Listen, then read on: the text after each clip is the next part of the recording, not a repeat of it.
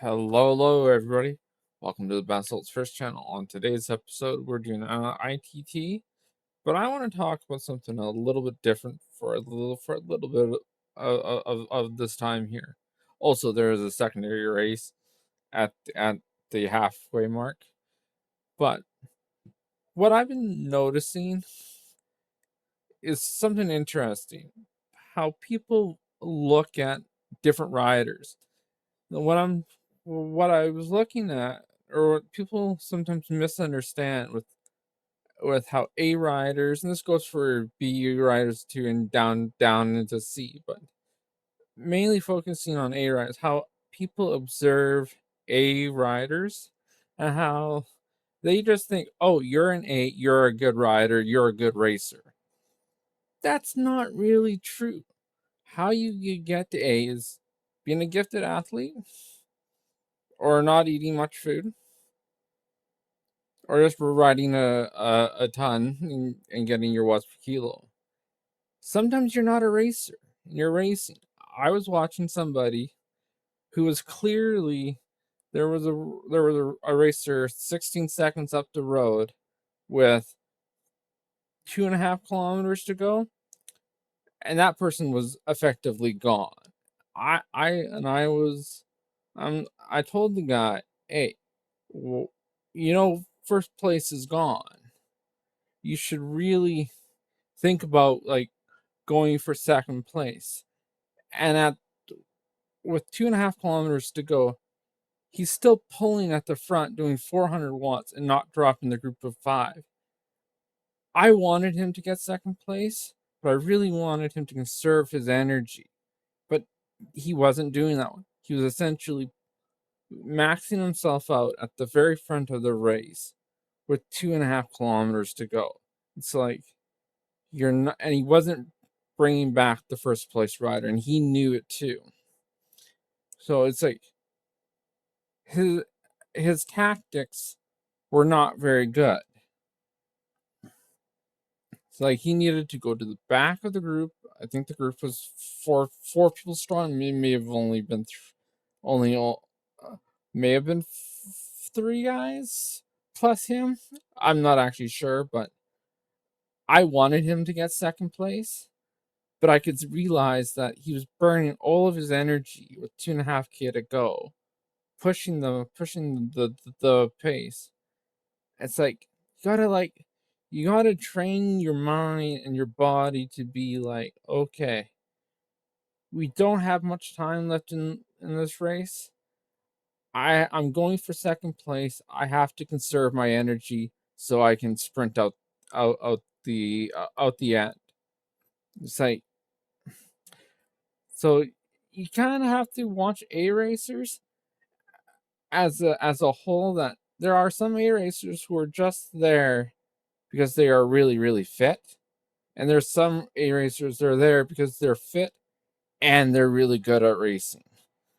So you always have to be watchful and mindful of who you're watching and how it's displayed, or how they're working.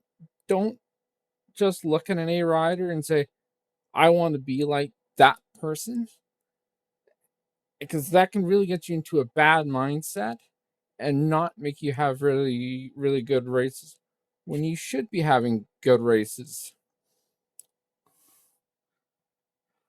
All right, I have about 100 meters left to go in this time trial here. This was a fairly good time trial, a good mix of erg mode and sim mode here. I got third or fourth. I think it shows up as third. I do think there's a later rider who knocks me down to fourth, if my memory serves me correctly. But and so this next race was 5 minutes later.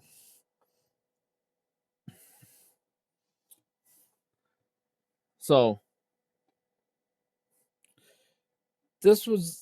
obviously I was not pushing the pace here at the start of this race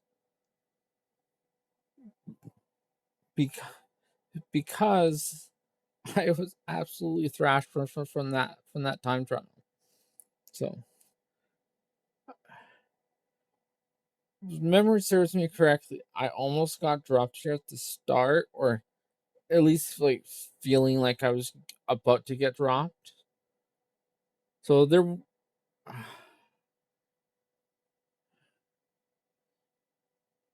yeah, like look at the heart rate at 147 beats there or so, and roughly averaging like 210. Like we're so out of whack right now with this thing, but this does turn into an interesting race. So we have about 7 or 8 riders going off the front, and I was like, okay, really hoping that this group was going to hold, was going to be able to bridge the gap. And you guys will be able to see that there's definitely 2 distinct groups here that are formed.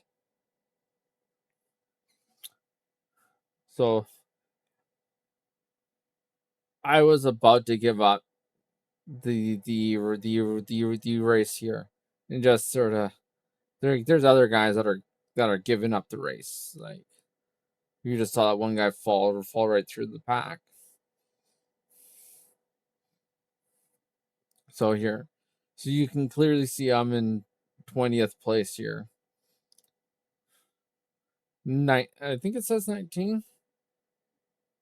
Thought it said 20th for a second. Yeah. Sometimes Swift placements are kind of funny. It's like I'll be in first place and it'll still telling me that I'm in second.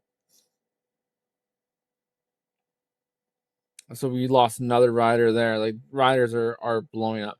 I think riders blew up from the front group too, if memory serves me correct.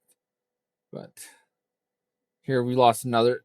So that's 2 souls that we lost in quick succession there. So like this, I don't know if they're really trying to get back. At least one guy was trying.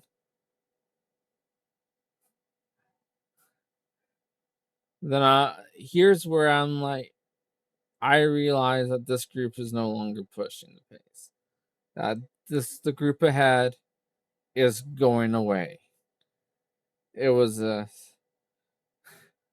now or not. It was a now or never situation here. I always say, why are you doing the arrow going uphill?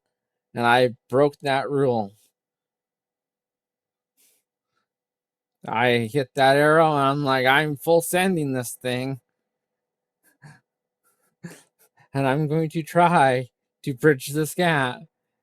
And I really wasn't making much headroom. And I'm like, well, I'm in this now. So then I jumped on it again. Tried.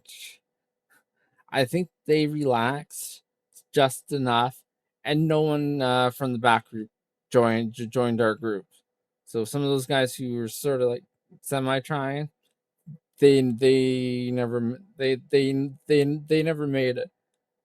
But if this group would have pushed over the top of that hill, they wouldn't. I would have been totally gone.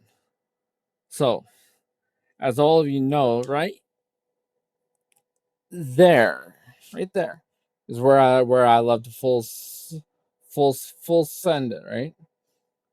I'm looking at all these guys doing the draft. I think there's 2 guys at the front doing it, but I'm not actually sure. So there's 2 TFC riders here, I believe. We always rule number 1, beat the TFC riders. So here's me. I full send it with about 250 meters to go. I don't think these guys really saw it coming. So I crossed the finishing line here. First place on absolutely dead legs. and I only needed to do about a 15-second worth of effort, and that's all she wrote, guys. Comment, like, and subscribe if you like big watts. You can come here and always watch. Maybe some outdoor riding shortly.